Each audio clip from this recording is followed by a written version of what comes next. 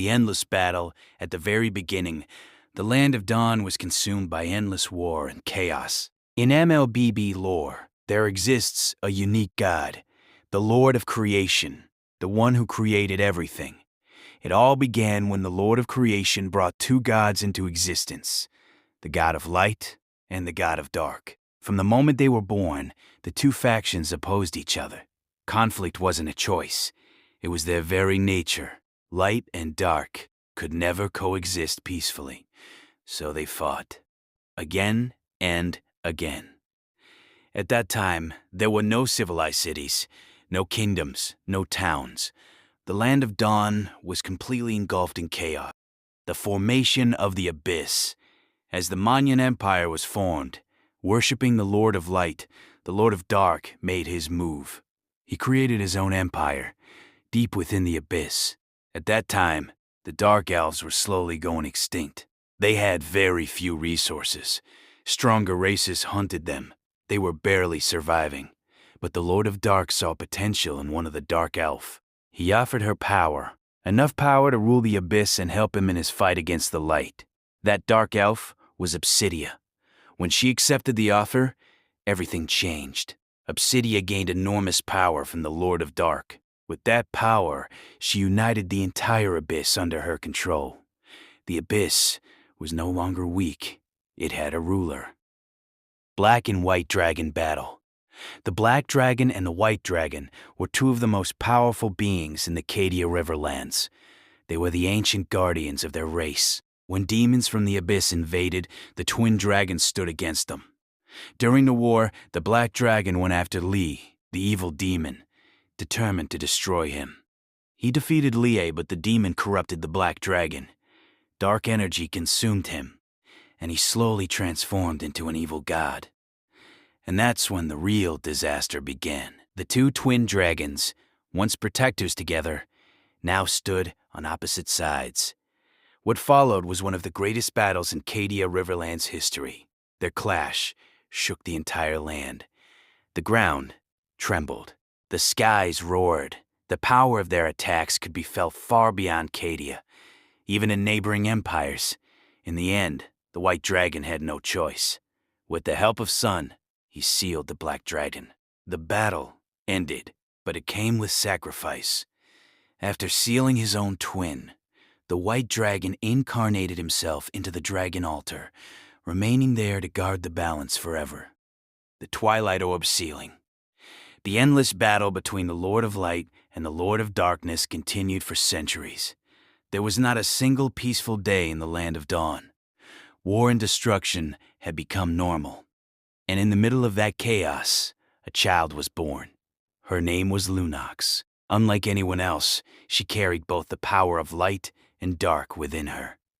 A balance that should not have existed. She was given a unique ability called Dreamland, a mysterious power granted to her by the Lord of Creation himself. Lunox understood one thing clearly. If the two gods continued fighting, the Land of Dawn would never survive. So, she made a choice.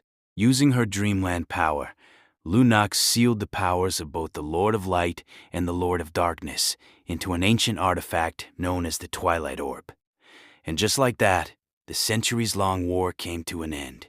For the first time, the Land of Dawn knew silence. But balance always comes at a price. The sealing drained Lunox completely. She fell into a deep slumber, sleeping alongside the Twilight Orb. The events we talked about earlier don't have exact dates in the lore. We can only assume they happened a very long time ago. In the primordial era, long before human empires were formed.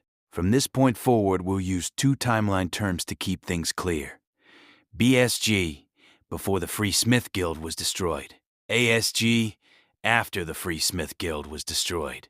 And for those who don't know what the Free Smith Guild is, it was the guild led by Teresla. The guild was later destroyed by the Church of the Mayan Empire. So moving ahead, the timeline will be divided into BSG and ASG. Paxley Betrayal.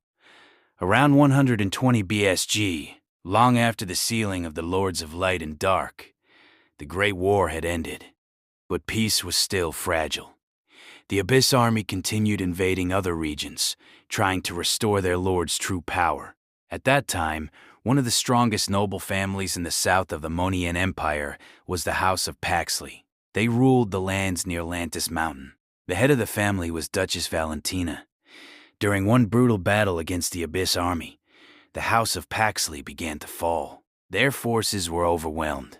With no other option left, Valentina decided to use a forbidden spell, Soul Casket, a terrifying spell capable of absorbing the souls of every living being within its target area. Valentina gathered the mages of House Paxley and ordered them to begin casting the spell, while she and a few others stayed behind to hold back the Abyss army. Among those fighting beside her was her husband, Irlan. Valentina waited for the signal, the moment when the spell would be ready and they could retreat. But then she realized something was wrong. The spell had already been activated. She had been betrayed. Her own family cast the soul casket while she was still inside its range. In the final moment, Irlan used all his strength to push Valentina out of the spell's area. He saved her, but he could not save himself. Irlan lost his life to the soul casket, and in that moment, something inside Valentina broke. Her grief turned into hatred. Her pain turned into vengeance. She later formed a contract with the demon Kalen, and that was the beginning of another villain's origin. End of Ridgeburg. Around 90 BSG, Ridgeburg stood on the southern border of the Monian Empire. It was the line between the Empire and the Abyss. Despite its dangerous position, Ridgeburg was a peaceful and happy country. Its people lived simple lives, unaware of how close darkness truly was. At that time, Duke Atticus ruled Ridgeburg. He was arranged into a political marriage with Vexana, the daughter of King Gaius of the Monian Empire. Vexana was sent to Ridgeburg to marry Atticus, but when she arrived, she never got the chance to meet him. Atticus was constantly away on the battlefield, fighting abyss demons to protect his land. Even so, he never forgot her. He sent letters to Vexana regularly. She read them every day, slowly falling in love with the man she had never met. During those years, she also helped the people of Ridgeburg, earning their respect. Then, after many long years, Atticus finally returned. The day of their marriage arrived. The people celebrated. Atticus and Vexana were deeply in love. It was supposed to be the happiest day in Ridgeburg's history. But that happiness did not last. The army that had fought against the Abyss returned corrupted. Along with them, Atticus himself. Without warning, they began attacking the people. Ridgeburg burned. The joyful kingdom turned into a nightmare of blood and fire. For a brief moment, Atticus regained control over his corrupted body. In that moment of clarity, he begged his childhood friend Leomord to end his life. Leomord had no choice. With a heavy heart, he killed his own best friend. As he was dying, Atticus handed Vexana a staff, one that could control the seal of mist hidden deep within the castle. The mist had the power to destroy Abyss corruption, but it would also affect the people of Ridgeburg. Vexana was left with two choices: watch her people die slowly from corruption, or use the mist and turn them into undead. With a broken heart, she chose the second option, and Ridgeburg became Necrokeep.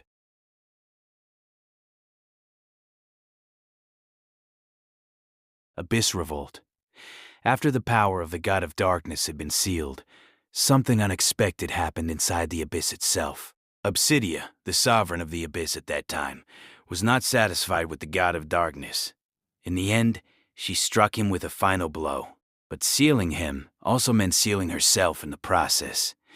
With both gone, the Abyss needed a new ruler. A new Lord of the Abyss was appointed. His name has never been officially revealed, but one thing was clear. He was powerful enough to carry the title of Lord over the entire Abyss, but not everyone accepted him. Thamus had always desired that position. Since the very beginning, he wanted to become the Lord of the Abyss. Yet, for reasons unknown, the God of Darkness never chose him. Around 60 to 50 BSG, after years of serving under others, Thamus finally had enough. He decided to revolt. Gathering his lava army, he marched toward the Lord's palace. On the way, he encountered Helkurt, who was guarding the palace. Helkurt was loyal, but more than loyalty, he valued survival. When he faced Thamuz, his instincts took over. Instead of stopping him, Helkurt turned around and slashed the Lord of the Abyss. He betrayed his master and joined forces with Thamuz. The Abyss descended into chaos. The war lasted for months. In the end, the unnamed Lord of the Abyss was defeated and killed. Thamuz believed this was finally his moment. After everything, after the revolt, after the war, he thought the throne was his. But once again, he was denied. The god appointed Selena as the new ruler of the Abyss, and Thamuz was left without the title he had always wanted. Zhask invasion. If we look beyond the land of dawn, beyond even its skies, we realize something. This world is not alone. There are countless planets in the vast cosmos. Hundreds of light years away lies a planet called Castia. It is home to a terrifying race known as the Swarm. The Swarm exist for one purpose: to devour. They invade planets. They consume everything. They leave nothing behind. Their reproduction rate is extremely high, allowing them to spread across the universe like a plague. In the endless cosmos, they had already annihilated countless planets. No world had ever survived their invasion, and leading them all was their king, Zhask. Then around 20 BSG, Zhask brought the Swarm to the land of dawn. They descended from the northern skies and began their destruction in the northern vale. Tribes were wiped out. Villages were destroyed. Thousands of humans and other living beings lost their lives. It was a disaster unlike anything seen before. The invasion was so massive that it could have meant the complete destruction of the land of dawn. But it didn't. Because of one person. Aurora, the Ice Queen. Her lover, the Knight Tobias, led an army to fight against the Swarm. The battle was brutal. Tobias fell in combat, but his sacrifice gave Aurora the opportunity she needed. She unleashed her power and dealt a devastating blow to Zhask. For the first time in history, Zhask was defeated. Injured and weakened, he could not leave the land of dawn. So he and the remaining Swarm went into hiding. No one knows where they are. But they are still out there, waiting. Kidnapping of the prince. In 03 BSG, the Monian Empire celebrated the birth of a new prince, the heir to the throne, the hope of the land of dawn. His birth brought joy across the entire kingdom. People believed the prince would bring prosperity to the empire and unite the land of dawn. The king and queen loved him deeply. For a moment, the future looked bright. But one night, everything changed. Demons from the abyss infiltrated the royal castle, and they took the prince. The one behind the kidnapping was none other than Alice. She stole the child and brought him into the abyss. There, she corrupted him. When the news spread, the Monian Empire fell into chaos. The king ordered his knights to search across the entire land of dawn. They searched forests, mountains, cities, every place they could reach, but the prince was nowhere to be found. The people were devastated. The king refused to give up. Day after day, he continued the search for his son, but no matter how far they looked, the kidnapped prince could not be found. End of the Scarlet Shadow Sect. Scarlet Shadow Sect was a legendary ninja order founded by Syme, a disciple of the Great White Dragon. Yes, the same dragon from Dragon Altar who sealed the Black Dragon. And within the sect, there were two prodigies, Kurin and Hanzo. They both were loyal, disciplined, and talented. But everything changed when Hanzo encountered the truth. The elders of the sect were sacrificing their own ninjas to awaken the power of the demon blade, Amy no Habakiri. When Hanzo questioned it, even Kurin had no answer. And in that movement, Hanzo's faith shattered. To him, the sect was no longer a sacred order, it became something rotten. In 02 ASG, Hanzo invaded the Forbidden Grounds, seized the cursed blade, and allowed its demonic power to consume him. Then he did the unthinkable. He killed Kurin, his closest friend, not out of hatred, but to sever all remaining ties. The Scarlet Shadow Sect declared Hanzo as their greatest enemy. What followed was not a battle, it was a massacre. Driven by the power of Aim no Habakiri, Hanzo cut through the Scarlet Shadow sect. Master, disciple, elder, none were spared. The sect that once ruled the shadows was consumed by a greater darkness, not by an external enemy, but by one of its own. The sanctuary was left in ruins. The Empire Reborn. Remember the prince, who was kidnapped from the Empire Castle. Everyone thought that he died, but 12 years later in the 09 ASG, that same prince came back as the Prince of Abyss. Deep within the abyss, he was raised by Alice and shaped by Thammuz. He became something terrifying. His name was Dairat. Leading the army of destruction, Dairat marched toward the Empire. He shattered the vet barrier of light that shielded and protected the Monunan. The abyss surged forward. The Empire crumbled under the invasion. It was one of the biggest threats the Empire has faced till date. Destruction and chaos was the only thing in view. Most of the Empire was destroyed, and the last safe ground was the Sanctuary. The final deependers of the Empire gathered. Among them was Sylvana, the Princess of the Empire. She was also the sister of Dairat. Sylvana, along with few other warriors who stood till the end, fought bravely with the Abyss army. Sylvana used the power of light and brought brand new powers to her ally. Tigreal, Alucard, Heratha, Granger, Fanny. They all received the power of light, along with Sylvana herself. They bravely fought back the Abyss and finally succeed after a long battle. Although the battle ended with the Manian victory, but they lost their prince and many part of the empire was destroyed.